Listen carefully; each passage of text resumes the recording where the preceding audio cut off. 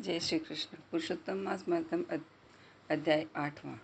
सूत जी बोले, हे तपोधन, विष्णु और श्री कृष्ण के संवाद को सुनकर संतुष्ट मन नारायण से पूछे पुनः प्रश्न करने लगे। हे प्रभु, जब विष्णु वैकुंठ चले गए तब फिर क्या हुआ, कहिए।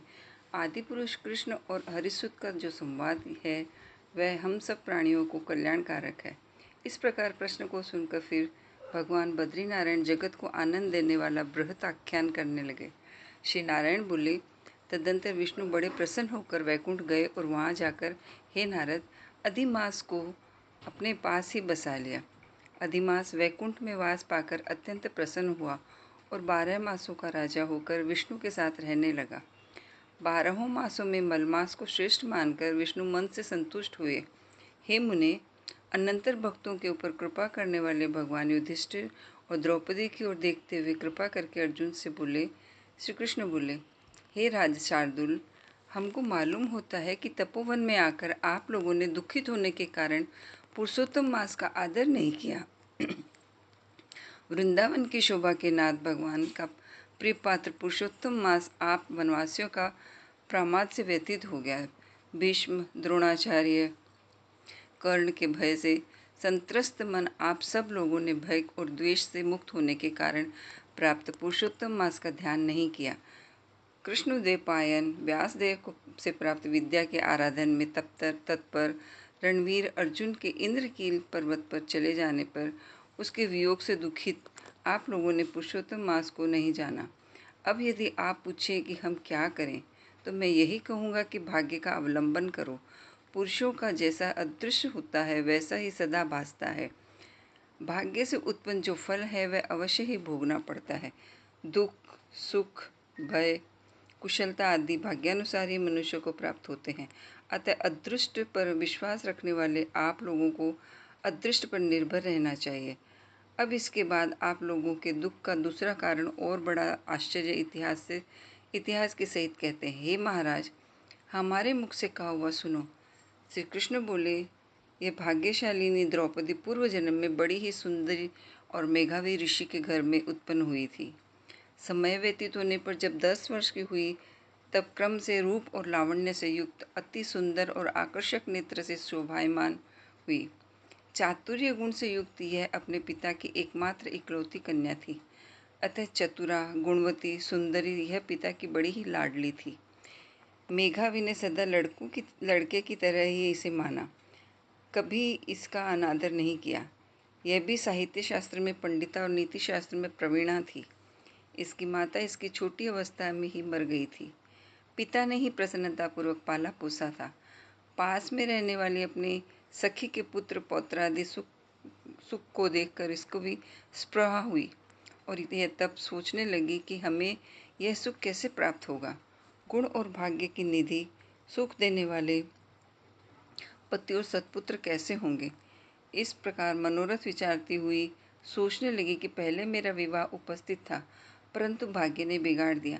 अब क्या करने से अथवा क्या जानने से एवं किस देवता की उपासना करने से या किस मुनि के शरण में जाने से अथवा किस तीर्थ का आश्रय करने से मेरी मनोकामना पूर्ण होगी। मेरा भाग्य कैसा सो गया है कि कोई भी पति मुझको वरण नहीं करता। पंडित भी मेरे ही दुर्भाग्य से मूर्ख हो गया है। बड़ा आश्चर्य है कि विवाह का समय उपस्थित होने पर भी मेरे समान वर को पिता ने नहीं दिया। मैं अपनी सहेलियों के बीच में प्रमुख हूँ, परंतु कुमारी होने के कारण पति दुख से पीड़ित हूँ। जैसे मेरी सखियाँ पति सुख को भोगने वाली हैं, वैसे मैं ही नहीं हूँ। मेरी भाग्यवती माता क्यों पहले मर गई। इस प्रकार चिंता से व्याकुल कन्या मनोरथ रूप समुद्र के मोह रूप जल में निमग्न हो शोक मोह रूप में लहरों से पीड़ित हो गई। इसके पिता मेघावी ऋषि थे। कन्यादान के लिए कन्या के समान वर ढूंढने हेतु देश विदेश भ्रमण करने के लिए निकले, परंतु कन्या के अनुरूप वर न मिलने से अपने मनोरथ निराश हुए। कन्या के और अपने भाग्य से कन्यादान रूप संकल्प के पूर्ण न होने से दैव योग के कारण बड़ा भारी दारुण ज्वर उन्हें आ गया। सब अंग ऐसे फूटने लगे जैसे समस्त अंग टूट टूट कर अलग ही हो जाएंगे, और ज्वर की ज्वाला से व्याकुल हुए श्वासोच्छ्वास लेते हुए महादारुण मूर्छा से मदिरापान से उन्मत्त की तरह वे पैर से लड़खड़ाते हुए गिर पड़े। किसी तरह घर में आए और आते ही पृथ्वी पर गिर पड़े। भय से विवल कन्या जब पिता को देखने आई तब तक कन्या को स्मरण करते हुए मेघावी मुनि मरणासन हो गए थे। भाग्य के फलस्वरूप बल से एकाएक कांपने लगे और कन्यादान प्रसंग से उठा हुआ जो महोत्सव था वह जाता रहा। तदंतर पहले किए हुए गृहस्थाश्रम धर्म के परिश्रम के प्रभाव से संसार वासना को त्याग कर भगवान के चित्त में लगाते हुए गए।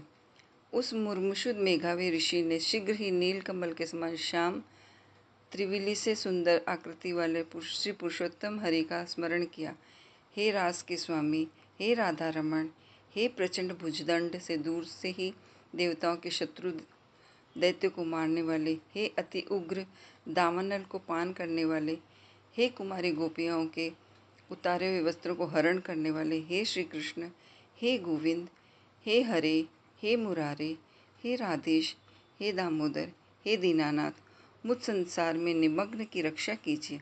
इंद्रियों के ईश्वर को प्रणाम करता हूँ। इस प्रकार मेघावी के वचन को दूर से ही सुनकर श्री भगवान के दूत चटपट मुकुंद लोक से आते हुए उस मरे हुए मुनि को हाथ से पकड़कर ईश्वर के चरण कमलों में ले गए।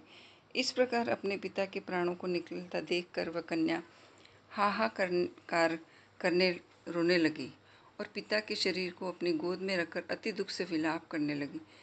चील पक्षी की तरह बहुत सी देर तक विलाप करने के अत्यंत दुख से विवल हुई पिता को जीवित की तरह समझकर बालक बोली, हाय हाय, हे पिता, हे कृपा सिंधु, हे अपनी कन्या को सुख देने वाले, मुझे आज किसके पास छोड़कर आप वैकुंठ से धारे हैं। हे तात, पितृहीन मेरी कौन रक्षा करेगा। आप मेरे भाई, बंधु, माता आदि कोई भी नहीं। हे तात, मेरे भोजन वस्त्र की चिंता कौन करेगा। कैसे मैं रहूँगी इस शून्य वेद ध्वनि रहित निर्जन वन की तरह आपके घर में। हे मुनिश्रेष्ठ, अब मैं मर जाऊँगी, ऐसे जीने में क्या रखा है। हे कन्या के प्रेम रखने वाले पिता, हे तात, विवाह विधि बिना किए ही आप कहाँ चले गए। हे तपोनिधे, अब यहाँ आइए और अमृत के समान मधुर भाषण कीजिए। क्यों आप चुप हो गए हैं। हे तात, बहुत देर से आप सोए हुए हैं, अब आप जागिए। ऐसा कहकर आंसू बहाती हुई घड़ी घड़ी कन्या विलाप करने लगी और पिता के मरने से दुखित हुई आर्ता चील पक्षी की तरह मुक्त कंठ से रोने लगी। उस लड़की का रुदन सुनकर वन में रहने वाले ब्राह्मण आपस में कहने लगे कि इस तपोवन में अत्यंत करुण शब्द से कौन रो रहा है। ऐसा कहकर सब तपस्वी चुप होकर उस मेघावी ऋषि की कन्या का शब्द हे निश्चय कर घबराए और हाहा करते मेघावी के घर में आए और वहां आकर सबने कन्या के गोद में मरे हुए मेघावी ऋषि को देखा और देखकर उस वन में रहने वाले सब मुनि भी रोने लगे और कन्या की गोद से शव को लेकर शिव मंदिर के पास श्मशान गए। वहां काष्ठ की चिता लगाकर विधि से अंत्येष्टि कर्म कर उसका दाह संस्कार किया। दाह के अनंतर कन्या को समझाकर सब ऋषि अपने अपने आश्रम गए। इधर कन्या का धैर्य धारण कर यथाशक्ति क्रिया के लिए द्रव्य खर्च करती हुई इस प्रकार पिता की मरण क्रिया को करके कन्या इसी तपोवन में निवास करने लगी और पिता के मरण रूप दुखाग्नि से जली हुई रंभा की तरह व्यथित होती हुई बछड़े के मर जाने पर जैसे गौ चिल्लाती है और खाती नहीं दुर्बल होती है, वैसे ही यह बाला भी दुखित हुई। इति श्री ब्रह्मनारदे पुराणे पुरुषोत्तम मास महात्म्ये श्री नारायण संवादे कुमारी विलापो नामो अष्टमो अध्याय समाप्त। ओम नमो नारायण।